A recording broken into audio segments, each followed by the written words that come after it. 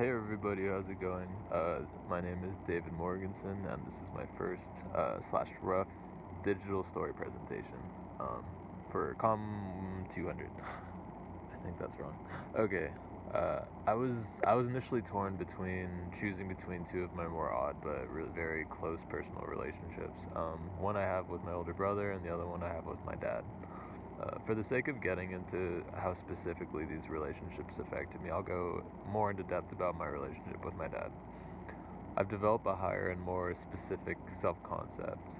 When I think about my relationship with my dad, it's something that's been both a cycle and a development that's happened in my mind as well as like continuously throughout my life. As an adopted child, I had more of a sense of distance from my parents as a result of uncertainty. I simply, because the first thing that distinguished me growing up was that I was adopted. Not knowing exactly where my family came from, their story, and all that kind of stuff.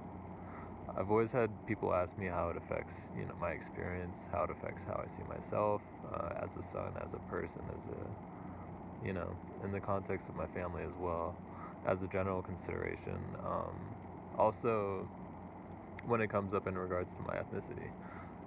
So not to taper off, but when I think of 5 emotions that come to mind in regards to my relationship with my father, it would have to be inspired, um, thankful with almost like a sense of relief, selfishness, not exactly an emotion, but meaning the courage to ride past the noise in your mind, essentially keeping your own emotions in check, everything in perspective.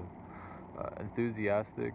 Um, our relationship couldn't be more genuine. It's had its ups and its lows, but more than anything, we thoroughly enjoy hanging out with each other. And the biggest thing at the end of the day is that it's genuine. And so the next couple ones is it's enthusiastic, meaning our personalities are similar. In our own sense of humor and how we interact with the world. The last emotion I'd say is insecure. The reason I have this is because there's almost like a provisional element to our relationship where it's constantly being both redefined and supported by each other. Once I got past a certain point as a child, I realized not only is this experience subjective to me, but there were also powers within my control to both better understand my situation, the elements, and where I was at. An element that's been monumental for me in both relationships, actually, my dad and my older brother, is their impact on both how I viewed myself and how I thought I was supposed to view myself.